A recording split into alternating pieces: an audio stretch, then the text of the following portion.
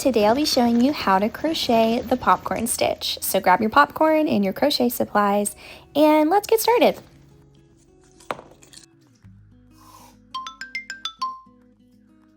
For this tutorial, I'm using a 5.5mm crochet hook and some medium weight cotton yarn. To get started, you'll need a chain that's in multiples of 2, so an even number. I'm going to go for 20 this time. Once you have your starting chain completed, we're going to find the second chain from hook and single crochet 1. And single crochet in each chain across.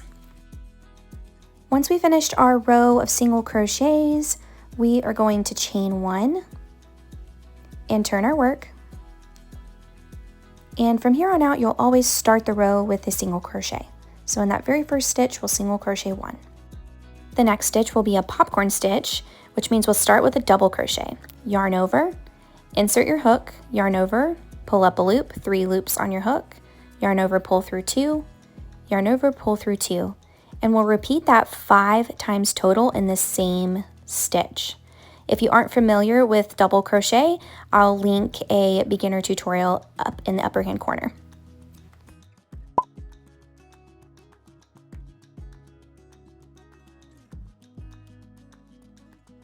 Now that we have our 5 double crochets all in the same space, we're going to pull up a loop. Make sure it's nice and high so it doesn't fall out.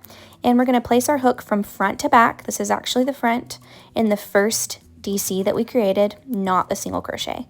Place the loop on our hook and pull it through. And this is going to make our stitch pop out on the front side. In the very next stitch, you will do a single crochet. And we'll repeat this pattern for the rest of the row. Popcorn stitch, single crochet, popcorn stitch, single crochet.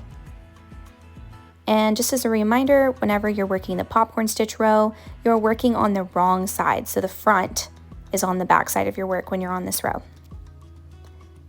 Keep working your popcorn stitch and your single crochet, and I will meet you when you have 1 stitch left. In the last stitch, single crochet 1, you'll always end the row with a single crochet. And chain 1 and turn your work. Now for this row, we're going to single crochet across the entire row. You should have the same number of stitches in every single row. So if your stitch count is off, you know that something's gone wrong. It might be a little tricky to find those stitches. They're kind of tucked behind, especially the popcorn ones, but be sure you don't miss any as you go. Now that I have a row of single crochet between, I'll chain 1 and turn, and I'll repeat rows 2 and 3 as many times as I'd like until I have the size that I want. It should look something like this.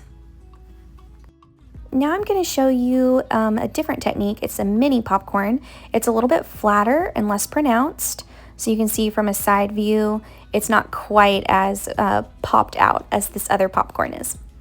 You're going to start with the exact same steps as the traditional popcorn.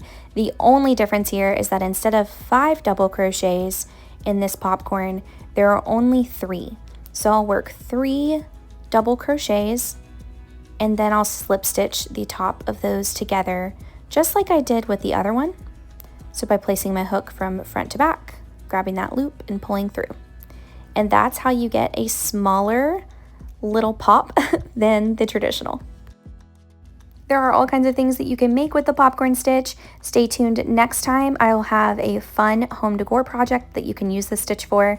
Until next time, happy crocheting.